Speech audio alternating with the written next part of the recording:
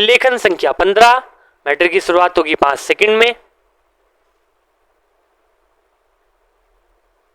शुरुआत।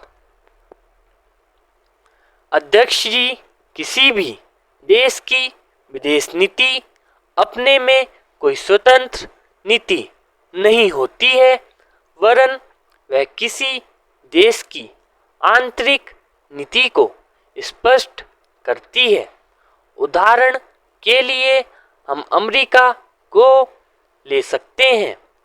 उसने अपने यहाँ अधिक अन्न पैदा किया और जब उसके पास अनाज फालतू बच गया तब वह अपने बकाया अनाज की बिक्री के लिए ऐसे देशों की तलाश करने लगा जो उधार पर माल ले सकते हों, किंतु हमारी आंतरिक नीति ने यह तय किया कि खर्चीले ढंग से सरकार चलाएंगे और स्वदेशी मुद्रा की कोई राशि हमारे पास नहीं बचेगी।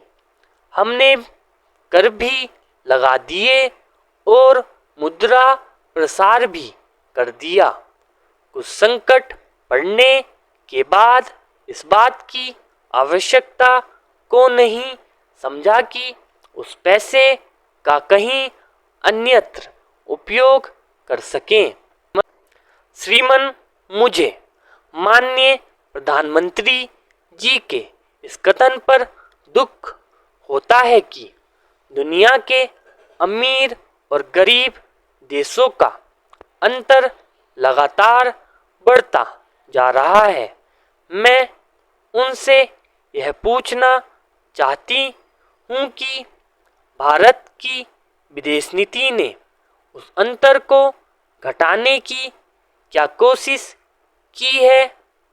क्या भारत सरकार ने कभी दुनिया की पंचायत में यह कहने की हिम्मत की है कि बालिग मताधिकार के आधार पर यूएनओ का चुनाव होकर एक संसद बनाई जाए?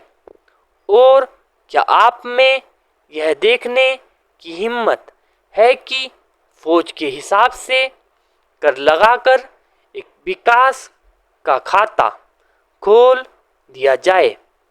जो देश विकसित हैं उनके मजदूरों का 1 घंटा हमारे देश के मजदूरों के 100 घंटों के बराबर माना जाता है, क्योंकि उनके पास साधन है। इसीलिए यह अंतर और भी बढ़ता चला जा रहा है।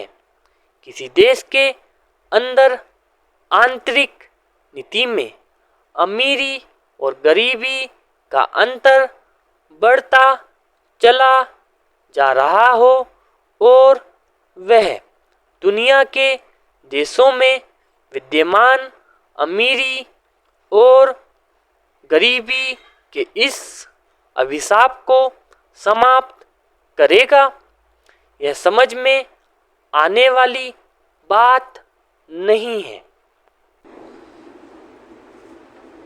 अब मैं आपका ध्यान एक और बात की ओर दिलाना चाहती हूँ। पूर्वी जर्मनी को मान्यता देते हमें परेशानी होती है, इसीलिए कि शायद पश्चिमी जर्मनी को बुरा लगे, लेकिन पश्चिमी जर्मनी ने तो अपनी रक्षा का भार दूसरों पर छोड़ दिया है। उसने अपनी पूरी शक्ति इस बात पर लगा दी है कि अधिक से अधिक उत्पादन किया जाए। आपने जो समय दिया उसके लिए मैं आभार प्रदर्शन करता हूँ और आपका धन्यवाद करता हूँ। पूर्ण विराम।